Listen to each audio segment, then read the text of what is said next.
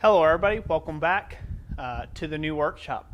So this one, we're going to talk about phase 2 in this new workshop build out plan, a part of this new workshop build out series here that I'm doing on YouTube. So I'm standing in what is going to become the forging area of my new workshop. We've done one previously on the intro. I'll link those videos up. They'll all be in a playlist. Where you guys could kind of see some of what I was dealing with for my much larger for the fabrication side of the shop.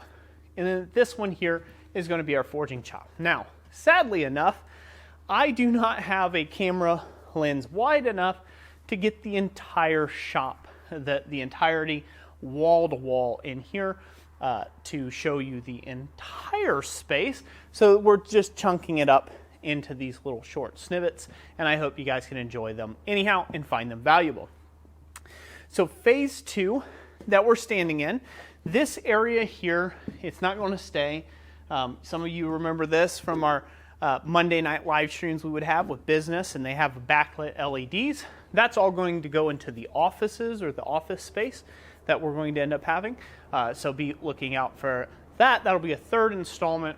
We'll be talking about essentially phase 3 of the workshop build out and how I'm laying things out. So that's what we're going over today, talking about these in this video. But over here, directly across from me is where I'm going to have the grate hearth at. I plan on doing a cobblestone hearth and using predominantly coke, I think, in this area. I've decided I like coke a little bit better than green coal, just for the fact that it's less smoke. It's less irritating to the neighbors, things of that nature. So I'm probably just going to stick with doing coke with an electric blower. Now, what does that mean for my hand crank forge? I'll still have my hand crank forge available when I do some classes and some workshops and things like that. But until then, I'm going to retire. It needs the body to be redone on it anyhow, but that's much later down the road. This whole area in here is going to end up having a layer of gravel put down, and then it will eventually have brick. I'm going with a brick floor, a tamped brick floor instead of concrete in here. Main reason for that, I like standing on a brick floor.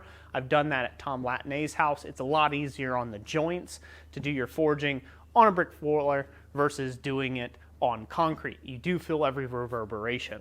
Now, what does that mean for my power hammers? My power hammer is going to be over here. I plan on having a smaller power hammer and a much larger one over in this corner of the workshop.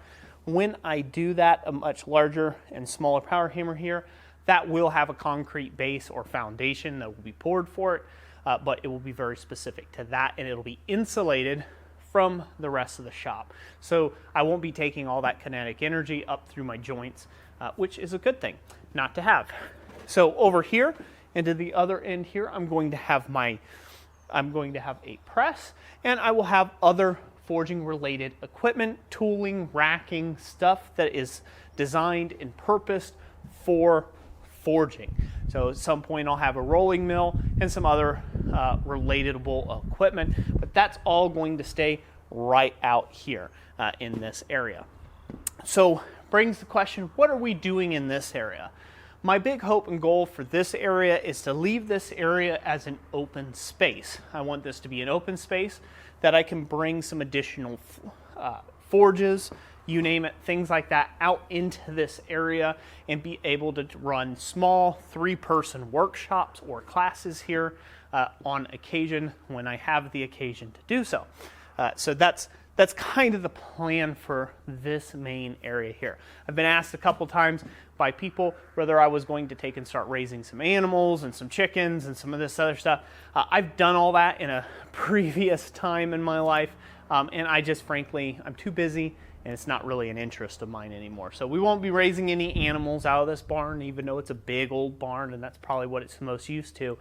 This is going to be all basically formatted for forging for Christ Centered Ironworks. So it's going to be a huge space, a beautiful space, and we're going to take and deck it out right.